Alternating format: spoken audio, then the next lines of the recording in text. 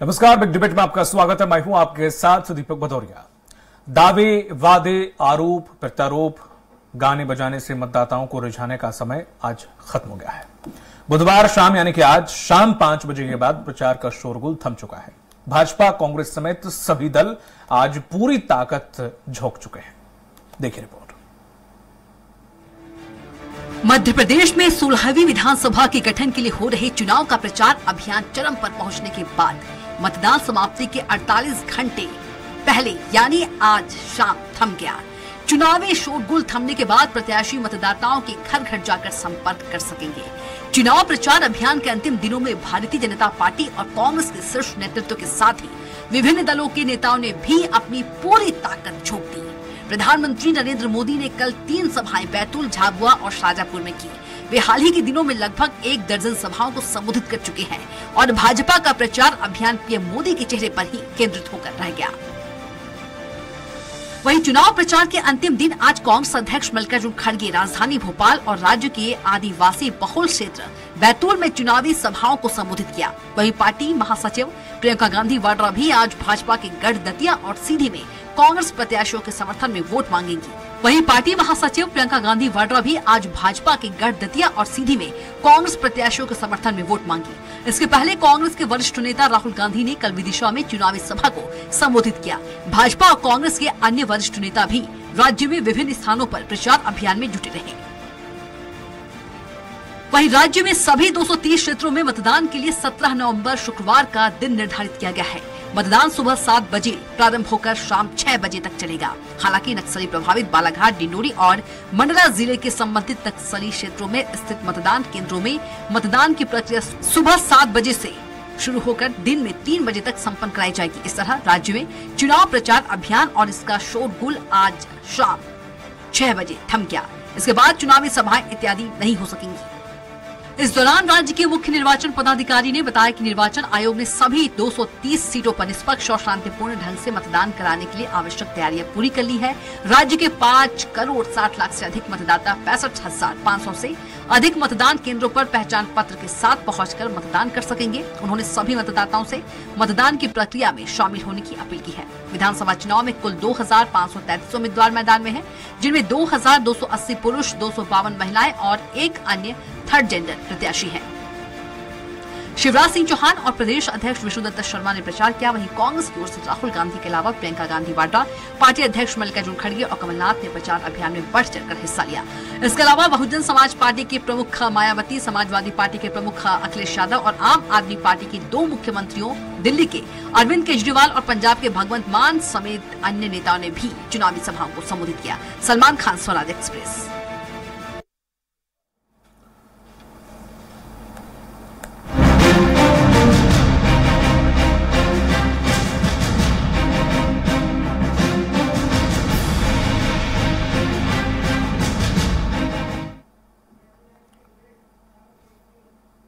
और इसी पर ज्यादा जानकारी के लिए मौजूद हैं आज हमारे साथ भोपाल से संवाददाता कुमार संदीप, इंदौर से जुड़ेंगे संवाददाता विकास सिंह सोलंकी, जबलपुर से संवाददाता अरविंद दुबे और ग्वालियर से संवाददाता विनोद शर्मा। सबसे पहले इंदौर से हमारे साथ विकास जुड़े हुए हैं। विकास, इंदौर की अगर बात करें, कौन कौन सी सीट सबसे हाई प्रोफाइल सीट्स हैं, क्या समीकरण बैठ रहा है, चुनाव प्रचार में जो ताकत दोनों पार्टियों के द्वारा झोंकी गई है उसका क्या कुछ असर पड़ा?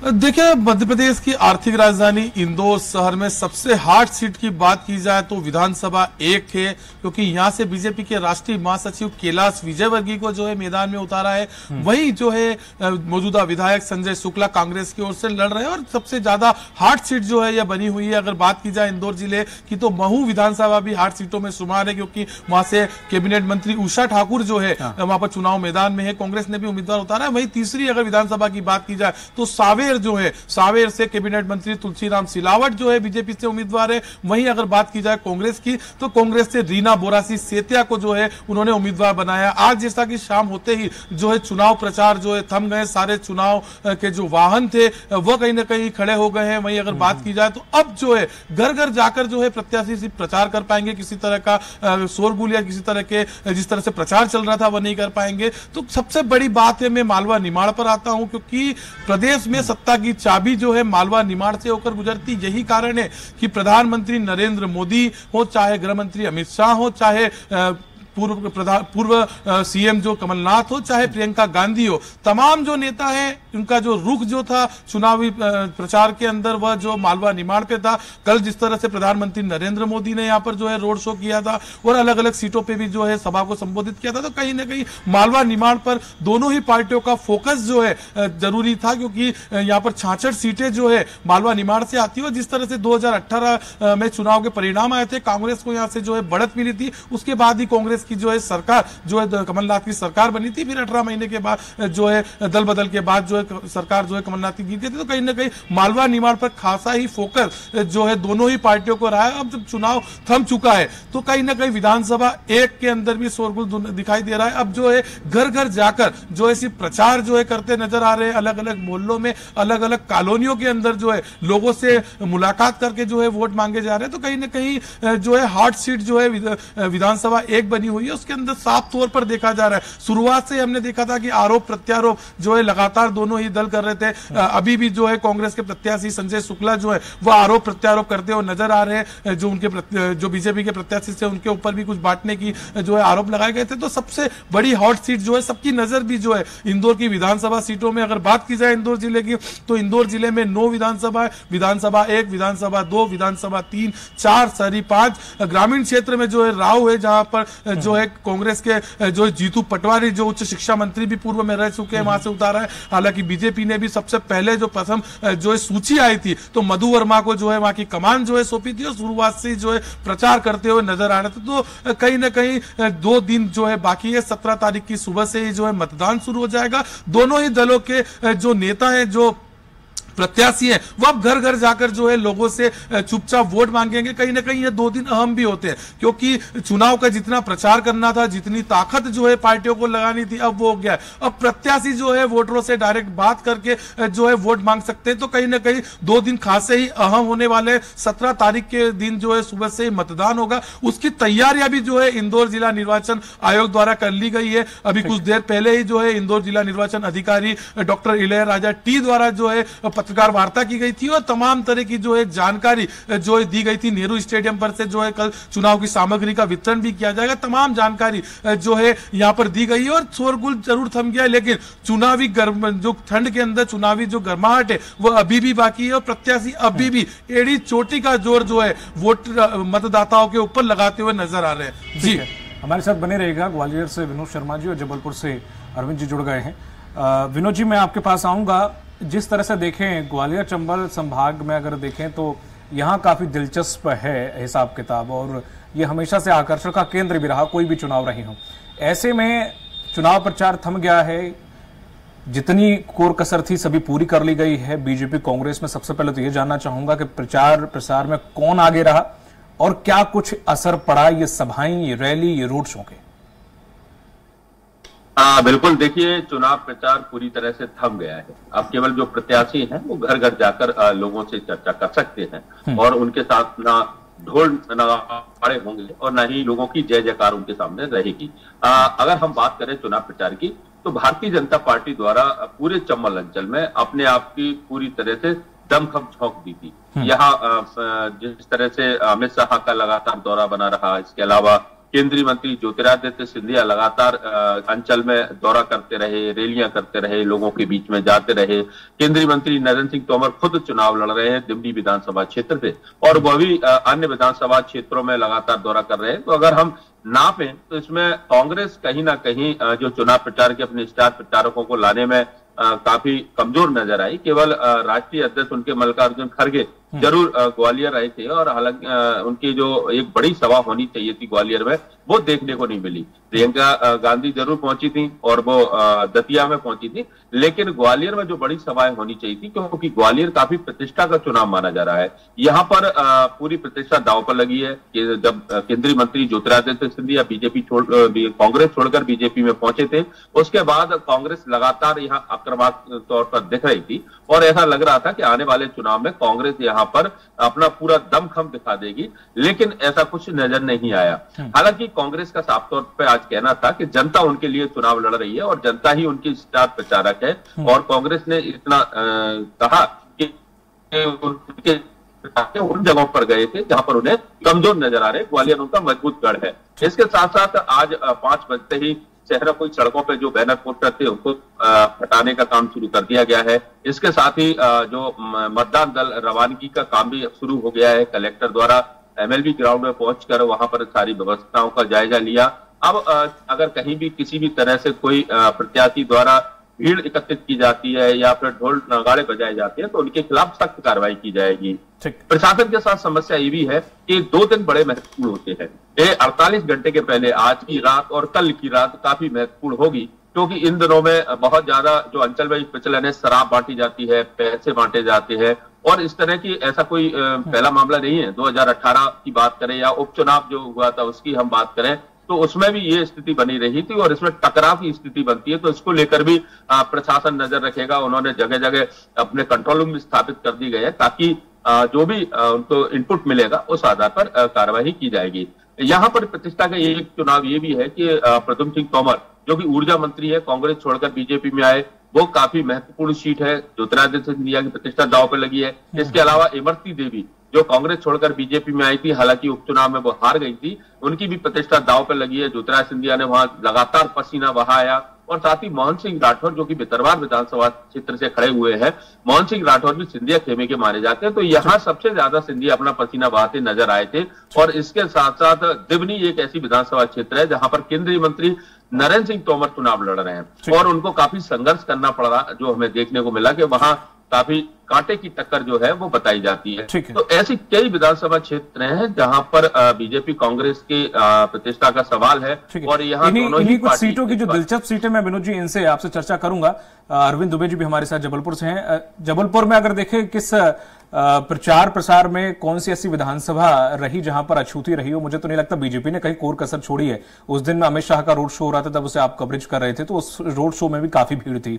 तो अरविंद जी, जिस तरह से देखें कांग्रेस और बीजेपी की बात करें तो कांग्रेस लगभग हर संभाग में उनके चेहरे शायद कम थे, इसलिए वो हर विधानसभा को नहीं छू पाए। बीजेपी की क्या स्थिति थी? दीपक जी, यदि हम देखें तो यहाँ पर महाकौशल की पूरी 38 सीटों पर बीजेपी और कांग्रेस ने पूरी अपनी ताकत झोंक दी थी। दोनों ही दलों के जितने भी राष्ट्रीय नेता थे, स्टार प्रचारक थे, लगभग सभी ने इन महाकौशल की 38 सीटों में से किसी न किसी सीट पर, किसी न किसी क्षेत्र पर जाकर जबरदस्त चुनाव प्रचार किया, रैली की, सभाएं की, रोड शो किया। कांग्रेस की बात करें तो प्रियंका गांधी और राहुल गांधी लगातार इस पूरे क्षेत्र में बने रहे। विंध्य और महाकौशल को स्पेशली इन दोनों भाई बहनों ने टारगेट करके रखा हुआ था। हर लगभग तीसरे या चौथे दिन उनका प्लेन जबलपुर में उतरता था ट्रांजिट विजिट के आधार पर, और उसके बाद हेलीकॉप्टर यहाँ से उतरता था विंध्य क्षेत्र में या महाकौशल की किसी सीट पर। तो इस तरह से देखा जाए तो कांग्रेस ने पूरी ताकत लगाकर विंध्य और महाकौशल को कवर करने की कोशिश की अपने स्टार प्रचारकों के माध्यम से। और जाहिर सी बात है कि इसमें स्टार प्रचारक सिर्फ 3 ही लोग थे, और वे थे कमलनाथ, राहुल गांधी और प्रियंका गांधी। मल्लिकार्जुन खड़गे की भी सभा यहाँ पर हुई, लेकिन वे काफी कम हुई, क्योंकि जाहिर सी बात है कि खड़गे साहब के लिए उतनी भीड़ जमा होना मुश्किल होता है, इसलिए उन्हें यहाँ पर नहीं आजमाया गया बहुत ज्यादा। लेकिन बाजी मारी बीजेपी ने। बीजेपी के पास स्टार प्रचारकों की गजब की संख्या थी, और एक के बाद एक ही दिन में एक ही शहर में पता लगा 2-2 स्टार प्रचारक। जैसे आज का दिन था, आज वीडी शर्मा खुद यहाँ पर रोड शो कर रहे थे, बाइक रैली कर रहे थे, तो स्मृति ईरानी यहाँ की सिहोरा विधानसभा सीट पर अपना भाषण दे रही थी दोपहर के वक्त।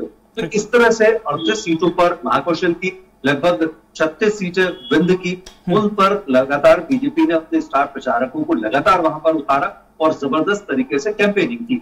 और सबसे जो महत्वपूर्ण बात थी कि महाकौशल में बीजेपी ने अपना सबसे बड़ा स्टार प्रचारक बना के रखा प्रहलाद पटेल को, जबकि वे खुद भी उम्मीदवार हैं, लेकिन अपने क्षेत्र में कम प्रचार करके वे लगातार यहाँ पर महाकौशल की 38 सीटों पर प्रतिदिन 16 से 17 सभाएं करते हुए नजर आए। इससे आप अंदाजा लगा लीजिए कि कितनी बड़ी ताकत लगाई बीजेपी ने। अमित शाह भी लगातार यहाँ पर आते रहे।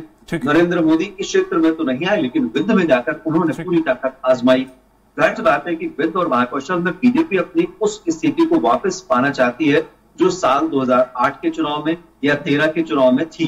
2018 में उन्होंने बहुत कुछ कमाया है विंध्य और महाकौशल से। अब वो नहीं चाहते कि वो कुछ गंवाए बल्कि गेन करने की स्थिति पर आए। बात करता हूँ जबलपुर की।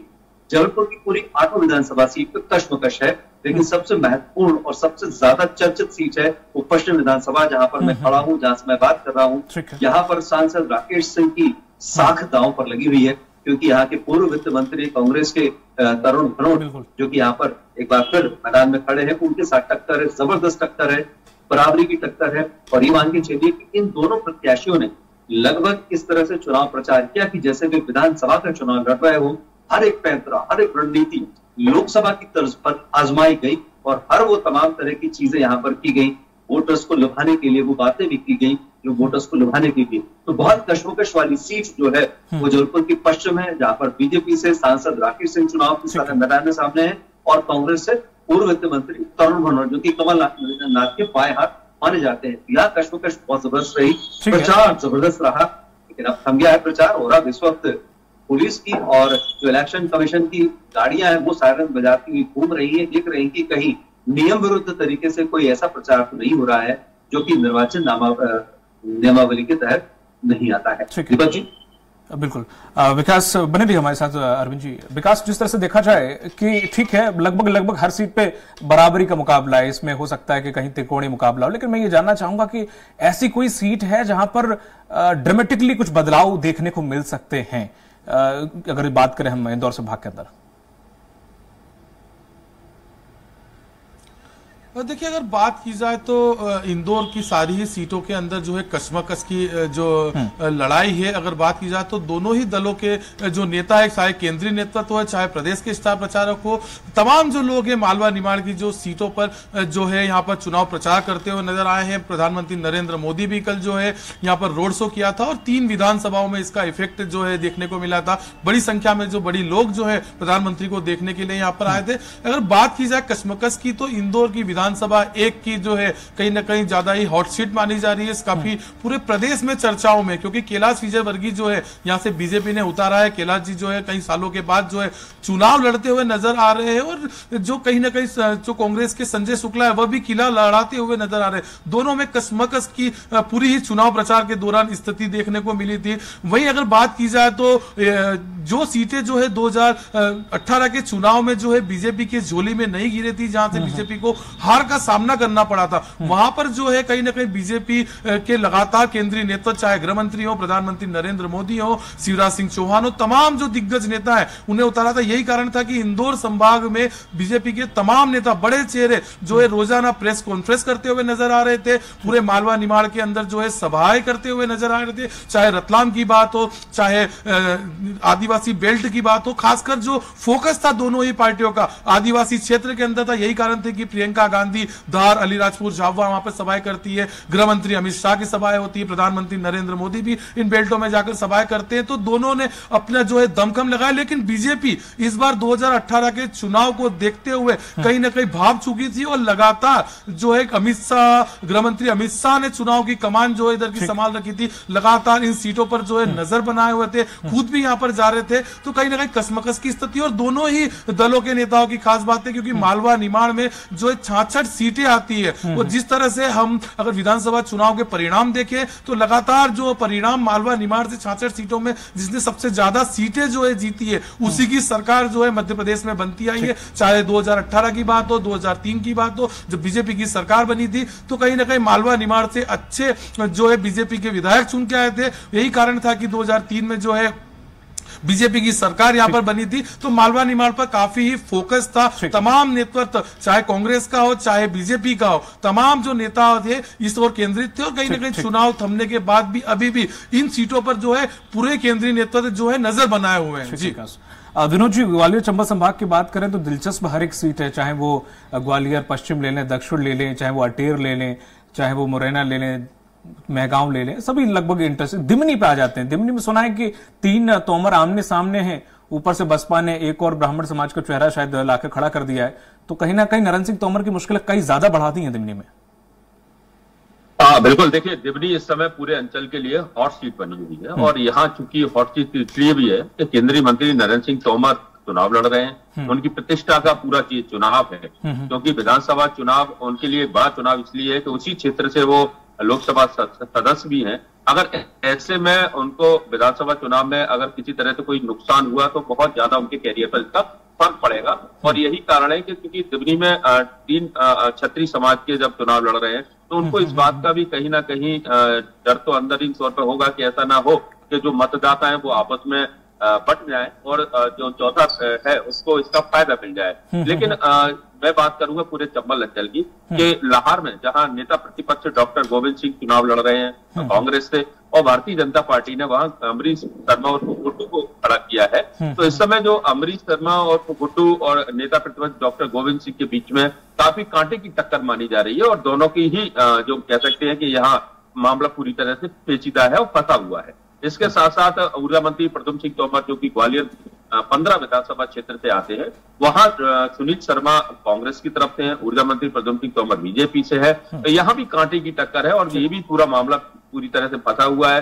साथ ही माया सिंह जो कि पूर्व मंत्री भी रही हैं और चूंकि सिंधिया महल में रहती हैं और सिंधिया परिवार की मामी है वो, यही कारण है कि उनको ग्वालियर पूर्व से उतारा गया है। और जहां पर कांग्रेस के प्रत्याशी हैं सतीश सिकरवार और माया सिंह के बीच में भी काफी कांटे की टक्कर मानी जा रही है। पहले माया सिंह जरूर कमजोर नजर आ रही थी, लेकिन अब कांटे की टक्कर है। और जो खास बात यह है कि जो भी प्रदेश के राज्य मंत्री है भारत सिंह कुशवाहा और साहब सिंह गुर्जर हैं जो कि ग्रामीण विधानसभा क्षेत्र से है, इनके बीच में भी काफी कांटे की टक्कर है। और नरोत्तम मिश्रा हो या फिर राजेंद्र भारती, यहाँ भी काफी मामला कांटे का लग रहा है। तो ग्वालियर चंबल अंचल में बड़ी बड़ी प्रतिष्ठा जो चेहरे हैं उनकी प्रतिष्ठा दांव पर लगी हुई है और इनके जो विधानसभा क्षेत्र है इनमें अभी फिलहाल कुछ भी कहना बेहद मुश्किल हो जाएगा। विनोद जी, आखिरी सवाल आपसे यह है कि जो वीडियो वाला मामला काफी वायरल हुआ है, राहुल गांधी ने भी चीख कर लगभग हर सभा में इसका माइलेज लेने की कोशिश की है, उसका कुछ ग्वालियर चंबल संभाग में वाकई असर हुआ है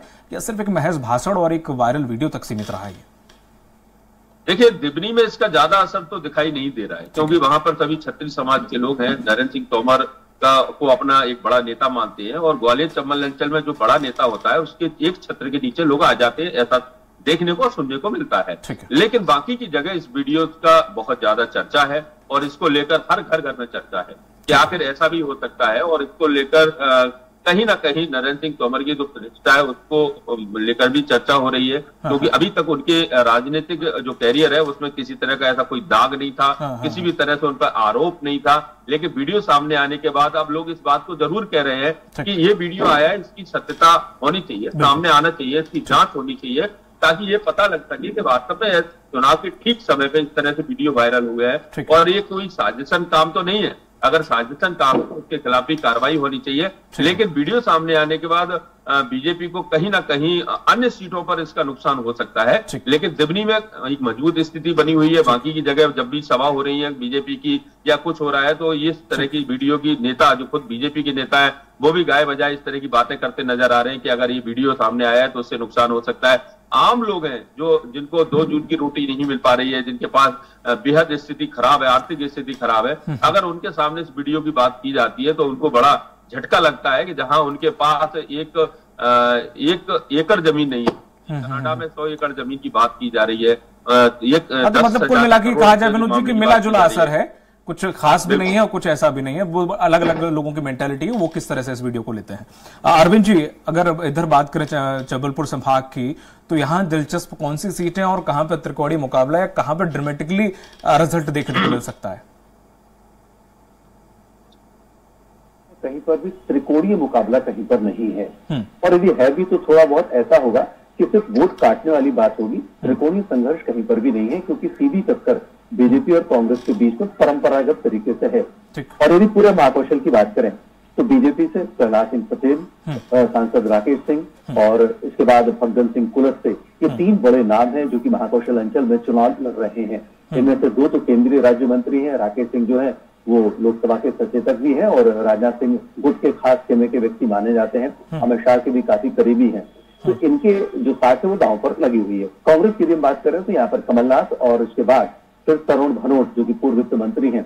ये दो नाम ऐसे हैं जो बड़े नाम हैं, बड़े चेहरे हैं, न केवल प्रदेश में बल्कि राष्ट्र की जो राष्ट्रीय राजनीति है उसमें भी कहीं ना कहीं इनका दखल तो रहता ही है। ये भी चुनाव मैदान में है। अब यदि इनके साथ कहीं कुछ ऊंच नीच होती है तो जाहिर सी बात है कि इन सबके कैरियर पर जरूर फर्क पड़ेगा। जो वर्तमान सांसद हैं, यदि वे इस चुनाव में कहीं आगे या पीछे होते हैं तो जैसा कि अभी विनोद जी बता रहे थे, बिल्कुल वही स्थिति जबलपुर में भी है कि आगे आने वाला समय उनके लिए थोड़ा सा तकलीफ हो सकता है। लेकिन बात यदि कमलनाथ पर आती है, जैसा कि उन्हें घेरने की बात बीजेपी लगातार कह रही है, बीजेपी के लगभग सभी नेताओं का बयान ये रहा है कि इस बार उन्होंने महाकौशल में कमलनाथ को घेरने की पूरी कोशिश की है और इस बार परिणाम तो आने वाले होंगे। परिणाम तो खैर जो होंगे वो हम देखेंगे 3 तारीख को। लेकिन ये कह सकते हैं कि पूरी ताकत के साथ ये जो सीटें हैं, यहाँ पर दोनों ही पार्टियों ने अपना प्रचार किया है और लोगों से सीधा संपर्क करने की पूरी कोशिश की है और लोगों को ये बताने की कोशिश की है कि बीजेपी ने अपने कार्यकाल में कहाँ क्या किया और कांग्रेस ने ये बताने की कोशिश की है कि पिछले 70 सालों में उन्होंने क्या किया था और 15 माह की कमलनाथ सरकार ने उस वक्त क्या क्या निर्णय लिए थे। देखना ये है कि अब जनता किस तरफ जाती है, किसको पसंद करती है, किसको नापसंद करती है। यहाँ पर त्रिकोणीय संघर्ष नहीं है, लेकिन एक बात यहाँ पर सबसे महत्वपूर्ण रही है, वो है आदिवासी वोट बैंक। यदि 38 सीटें हैं तो उनमें मैक्सिमम सीट जो है वो आदिवासियों की सीट रही। आदिवासी लगातार बीजेपी को नकारते आए हैं, लेकिन पिछले 3 सालों में अमित शाह ने यहाँ पर मोर्चा संभाला था और उन्होंने ही आदिवासियों को अपनी तरफ कन्वर्ट करने के लिए एक तरह से उन्होंने एक महाअभियान चलाया था आरएसएस के साथ। इसके क्या परिणाम निकलेंगे ये 3 दिसंबर को देखने को मिलेगा। लेकिन जाहिर सी बात है कि यहाँ पर अमित शाह की जो इमेज है वो भी दांव पर लगी हुई है महाकौशल में और वो भी जबलपुर संभाग में। ये देखने वाली बात है, बहुत इंपॉर्टेंट है मध्य प्रदेश की राजनीति में। तो देखना होगा कि क्या अमित शाह का जो दांव चला, उन्होंने आदिवासी कार्ड जो यहाँ पर खेला, उसका कुछ असर देखने को मिलेगा। प्रहलाद पटेल अपना जो प्रभाव यहाँ पर छोड़ गए, महाकौशल के सर्वमान्य नेता है, सभी उन्हें सम्मान क्या। जी सर, बहुत बहुत शुक्रिया हमारे साथ जुड़ने के लिए। अरविंद जी आपका, विनोद जी आपका और विकास आपका भी। तो ये थे हमारे साथ तीनों वरिष्ठ सहयोगी जिन्होंने ये जानकारी दी है कि किस तरह से, चाहे वो ग्वालियर चंबल संभाग की बात कर लें और चाहे वो हम जबलपुर संभाग की बात कर लें, इंदौर की बात कर लें, लगभग कहाँ कैसी स्थिति है, चुनाव प्रचार का कहाँ कितना असर हुआ है और कौन कौन सी सीट बेहद दिलचस्प है, कहाँ त्रिकोणीय मुकाबला है, कहाँ बागी खेल बिगाड़ रहा है। तमाम सारी जो दिलचस्प सीटें हैं, जो हाई प्रोफाइल सीटें हैं, उनकी जानकारी साझा की है। अब देखने वाली बात होगी कि 17 तारीख को जो किस्मत उनकी कैद होगी और 3 तारीख को क्या कुछ रंग लाती है। मुझे दीजिए इजाजत, नमस्कार।